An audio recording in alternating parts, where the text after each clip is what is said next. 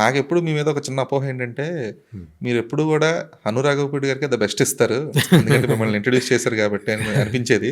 But 'Jersey' చూసిన తర్వాత ఆ అపోహ తొలగిపోయిందనమాట. థ్యాంక్ యూ అండి. ఎందుకంటే 'కృష్ణ గాడి వీరప్రేమ' గాని లేదంటే 'హైన్సన్ సీతారామం' పట్టుపల్లి గాని చివరి ఇవన్నీ ఎప్పుడు చూసినా సీతారామం. ఎప్పుడు పాటలు విన్నా కూడా ఈయనకి అంటే ఈయన ఫేవరెట్ అంటే సుకుమార్‌కి 'డీఎస్‌పీ' సాంగ్ ఇచ్చినట్టు అలాగే మీరెప్పుడు 'హను రాఘవపూడి' గారికే బెస్ట్ ఇస్తారేమో అనుకునేవాడిని గానీ 'జెర్సీలో' ప్రతి పాట, ప్రతి ఎమోషన్ మెయిన్ 'జెర్సీలో' నాకు బాగా ఇష్టమైన మూమెంట్ ఏంటంటే when Shraddha Srinath gets pregnant. ఆమె ప్రెగ్నెంట్ అని చెప్పేసి వచ్చే కౌగిలిరుకు ఆయనే తగిలే పసిడి ప్రాణమే.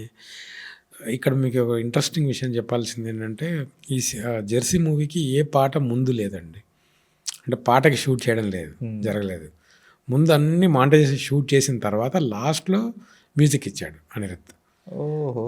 సో అలా మాంటేజ్ కట్ చేసుకుని వాటికి సాంగ్ పెట్టుకున్నారనమాట. బట్ షూట్ అంతా అయిపోయిన తర్వాత ఈ కౌగిలిరుకు ఆయనే తగిలే పసిడి ప్రాణమే రాసినప్పుడు దానికోసం మళ్ళీ ఒకరోజు షూట్ పెట్టి ఆ షాట్ తీశారనమాట.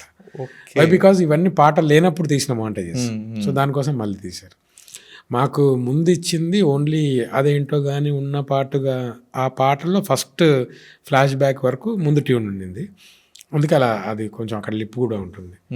సో బట్ తర్వాత జరిగినవన్నీ మాంటేజెస్. అండ్ గౌతమ్తో కూడా నాకు అంటే లైక్ మీరు అంటే ఎక్కువ హనుతో హిట్స్ ఉన్నాయి కాబట్టి అలా అంటారు. బట్ గౌతమ్ మళ్ళీ రావా కానీ 'జెర్సీ' కానీ అంటే కంప్లీట్ ఆల్బమ్ లైక్ సాటిస్ఫాక్షన్ ఇచ్చిన ఆల్బమ్స్ అనమాట అవి రెండు.